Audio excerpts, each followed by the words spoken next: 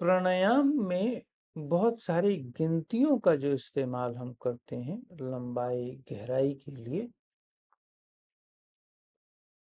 क्या वो सही है या गलत है?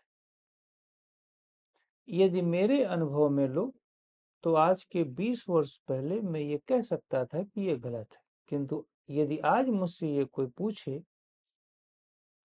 तो मैं अवश्य ये कहूंगा कि वो कोई गलत कार्य नहीं कर रहा है, किंतु उसने बहुत सारी चीज छोड़ दिया।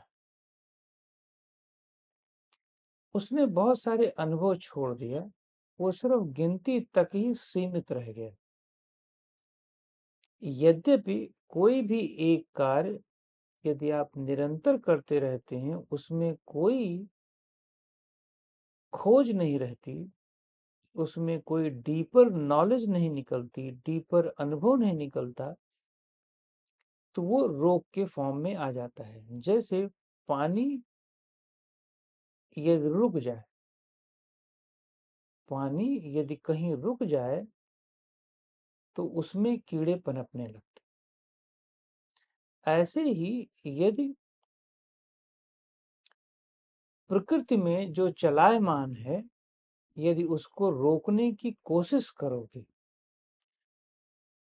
जबकि वो रुक नहीं सकती, रोकने की कोशिश करोगे तो 100% आप किसी न किसी अच्छी चीज से वंचित रह जाओगे और आपकी लिमिटेशंस होगी। तो मेरे अनुसार आप बहुत सारी चीजों से वंचित हो जाओगे यदि आप ऐसा करते हो तो। एक और बात, बौद्धिक रूप से यदि विवेक रूप से देखो, विवेक के दृष्टिकोण से, तो आपका विवेक का पतन माना जाएगा। बौद्धिक रूप से इसे मैं पतन के रूप में देखता हूं। वो इसलिए क्योंकि बुद्धि और विवेक आगे नहीं बढ़ रहा है। जैसे सांस की गिनती तक ही सीमित रख दो तो इसका अर्थ है कि सांस के अनुभव में वो नहीं गया, उसे ये पता ही नहीं चला, बुद्धि को या आपको या विवेक को, कि कितनी मात्रा में उसे जाना चाहिए था। मात्रा का अर्थ यहाँ पर 1 लीटर 2 लीटर इस मात्रा का नहीं, मात्रा का अर्थ जितने में आपकी अंतरतम ये कह दे कि इतना उपयुक्त है।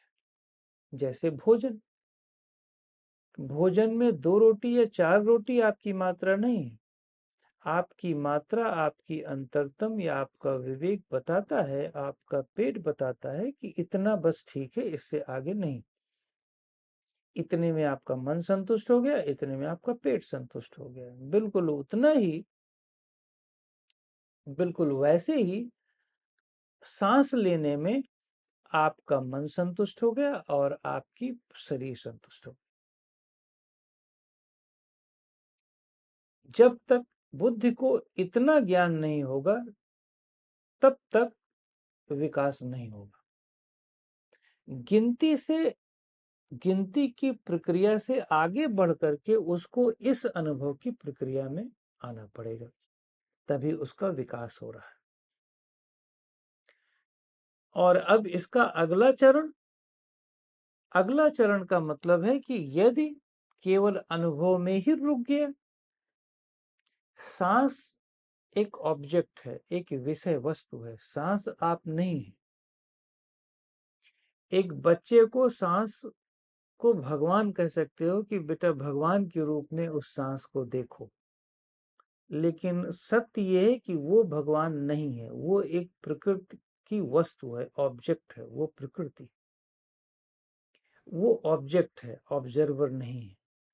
तो जब आप सांस का अनुभव करते हो, बुद्धि और विवेक अनुभव में लीन होता है, तो 100% वो खुश होता है।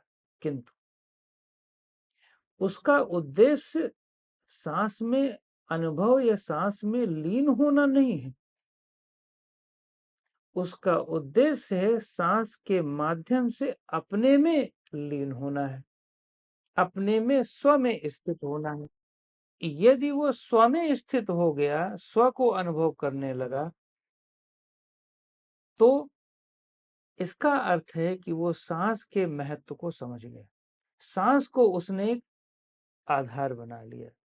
तो बुद्धि विवेक धीरे धीरे इस तरह से चरणों में बढ़ती है। गिनती, अनुभव और अनुभव से स्वयं का अनुभव, वस्तु अनुभव, सांस के अनुभव से स्वयं का अनुभव। यदि इन चरणों में हम आगे नहीं बढ़ रहे हैं, इस प्रकार के चरण से यदि हमारी वृद्धि या ट्रांसफॉर्मेशन नहीं हो रहा है, तो इसका अर्थ है कि हम वंचित हो रहे हैं इन चरणों से। इसका अर्थ है कि हम स्वयं के प्रति जागृत नहीं हो पा रहे हैं।